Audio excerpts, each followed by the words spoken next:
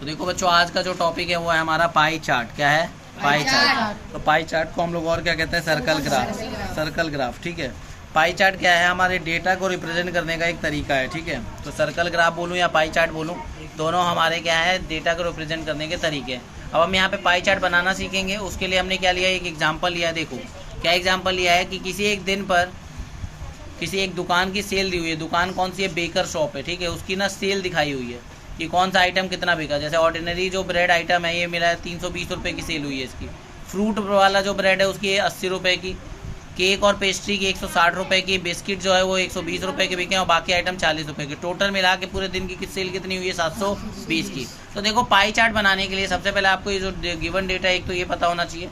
इसके अलावा आपको क्या निकालना होता है? Central angle. ये सेंट्रल एंगल क्या होता है? जो पाई चार्ट का जो सेंटर होता है, पाई चार्ट को बनाने के लिए आपको एक सर्कल बनाना होता है, उसका एक सेंटर होता है। उस सेंटर पे आप कितने डिग्री बनाओगे, जो भी आइटम दिया हुआ है या जो भी चीज़ दी हुई है उसको निकालने के लिए हमें क्या प्रिपेयर करनी पड़ती है? एक टेबल प्रिपेयर करनी होती है। तो हमें जो दो चीज़ दी है वो तो हमने यहाँ पे लिख दिए चुपचाप, और इसके बाद हमने एक फ्रैक्शन वाला टेबल बनाया और एक सेंट्रल एंगल बनाया है। चाहते तो हम डायरेक्ट सेंट्रल एंगल भी निकाल सकते हैं, लेकिन फ्रैक्शन करने से क्या होता है? हमारी कैलकुलेशन क्या हो जाती है? थोड़ी आसान हो जाती है। देखो अब ऑर्डिनरी ब्रेड कितनी 320 की सेल हुई थी। अब इसका फ्रैक्शन निकालने के लिए हमने क्या किया? 320 को डिवाइड किया टोटल से, तो 4/9 आया। अब इसी को 4/9 को मल्टीप्लाई कर दिया 360 से, इससे हमारा सेंट्रल एंगल आ जाएगा। 360 से क्यों किया है? क्योंकि देखो अगर किसी भी पॉइंट पे अगर मैं एंगल बनाता हूँ तो पूरे कितने डिग्री का एंगल बनता है? 360। तो मैंने यहाँ पे कितने डिग्री निकाली है? 160 डिग्री। तो मतलब ऑर्डिनरी ब्रेड के लिए पाई चार्ट के अंदर मैं कितने डिग्री बनाऊंगा? 160 डिग्री। समझ आई बात? आगे देखो, बिस्किट की बात करें तो 120/720 किया, 1/6 आया, और 1/6 को मल्टीप्लाई कर देंगे 360 से, तो मेरा आ जाएगा 60 डिग्री। इसी तरीके से ये जो गिवन है उसको ऊपर लिखा, जो टोटल है उसको नीचे लिखा, इसको कट पिट किया, सिंपलेस्ट फॉर्म आई। अब इसको क्या कर दिया हमने? 360 से मल्टीप्लाई कर दिया, तो इससे सेंट्रल एंगल आ गया 80 डिग्री। फ्रूट ब्रेड के लिए भी यही किया, 80 गिवन था, अपॉन में टोटल लगाया, कट पिट करके 1/9 आया फ्रैक्शन, और 1/9 को मैंने मल्टीप्लाई कर दिया 360 से, इससे मेरी क्या आ गई? डिग्री आ गई। इसी तरीके से अदर आइटम के लिए गया तो उसकी डिग्री कितनी आ गई? 20 डिग्री। अब इसके बाद मैं क्या करने जा रहा हूँ?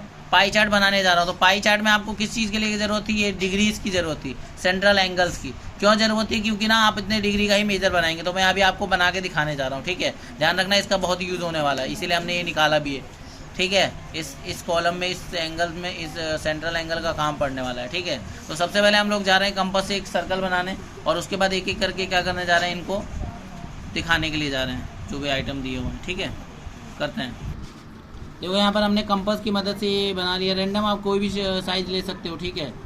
ठीक है, ध्यान रखना बस डी से जो है ना ज़्यादा बड़ा साइज़ ना हो, ठीक है। डी से अंदर अंदर ही साइज़ हो, ताकि आप एंगल मेजर में आपको दिक्कत ना हो। तो ये मैंने ऐसे सर्कल बना लिया, ठीक है। सर्कल बनाने का देखो क्या करना है। सर्कल बनाने के बाद देखो क्या करना है, स्केल लेना है, स्केल। अगर स्केल नहीं है तो इस डी की मदद से आपको क्या करना है? एक लाइन खींच लेनी है सबसे पहले, स्ट्रेट लाइन,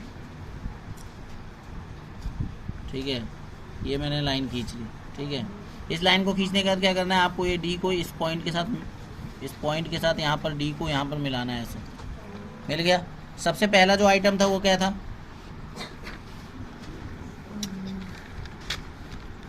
ऑर्डिनरी ब्रेड है 160 डिग्री। तो यहाँ पर दिखाओ, यहाँ पर देखो, ये है। तो यहाँ से लाइन आ रही है, तो आप ध्यान से देखो, यहाँ से 0 स्टार्ट होगा और यहाँ से 160 डिग्री ढूंढो कहाँ पे है।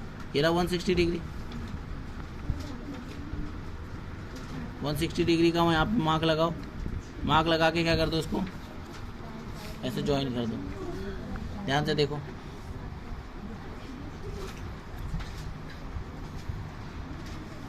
दोनों पॉइंट को ऐसे मिलाएंगे और ऐसे ज्वाइन कर देंगे, ठीक है।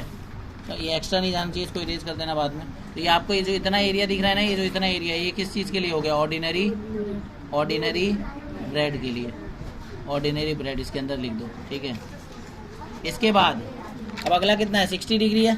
अब इस 60 डिग्री को बनाने के लिए क्या करेंगे? देखो डी को अब इस तरीके से रखेंगे, ये देखो, थोड़ा सा ये घुमा लो, ये डी है, इस तरीके से रखना है यहाँ पे, ठीक है। दिख रहा है? डी को ऐसे रखा।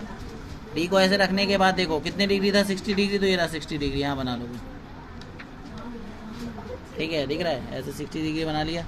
अब इसको क्या कर दो? ज्वाइन हो गया। अब ये क्या था हमारा? 60 डिग्री वाला बिस्किट, तो इसके अंदर बिस्किट लिख दो। इसके बाद अगला है हमारा केक्स एंड पेस्ट्री कितने डिग्री है? 80 डिग्री। तो अब यहाँ पर रखोगे इस लाइन पर, इस तरीके से मैच करोगे और 80 डिग्री का होगे। कौन सा देखोगे? देखो जहाँ पे लाइन है उसके साथ में 0 जो आ रहा है,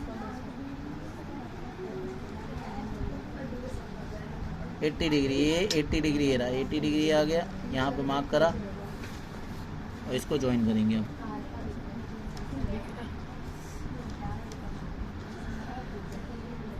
ठीक है, अब 80 डिग्री के बाद हमारा 40 डिग्री, इस पे फिर से रखेंगे ऐसे,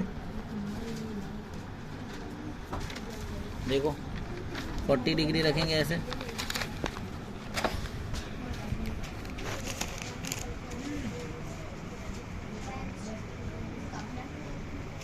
ऐसे रख दिया, मतलब मिला के इस पॉइंट को यहाँ पे टच करके ये जो पॉइंट है इसको सेंटर के साथ ही रखना है। 40 डिग्री ये मार्क करा हमने, इसको ज्वाइन कर दिया ऐसे।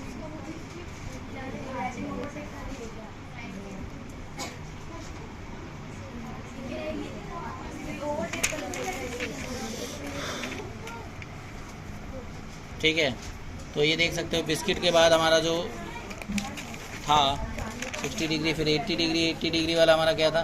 Cakes and pastry, cakes and pastry. इसके बाद हमारा फ्रूट ब्रेड,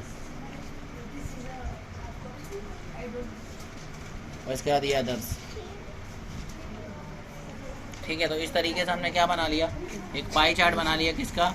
एक दिन की सेल का, कौन से कितने आइटम का। अब चाहो तो सेल यहाँ लिख भी सकते हो कि 320 रुपये की सेल यहाँ हुई है इसकी, फिर 120 रुपये की इसकी सेल हुई है, ठीक है, 160 की इसकी हुई है, 80 रुपये की इसकी हुई है और 40 रुपये की इसकी हुई है। इस तरीके से आप एग्जामिनर को दिखा सकते हो और इस तरीके से आप देख सकते हो हमें पाई चार्ट बनाना है। ठीक है, तो यहाँ पे स्क्रीन शॉट ले सकते हो। तो here is the pie chart. अब ऐसे बहुत सारे क्वेश्चन एनसीईआरटी में दिए हैं, वो आपको प्रैक्टिस करना है। आई होप कि आपको समझ आ गया हो। अगर कोई डाउट होता है तो मेरे से पूछ लेना। ओके।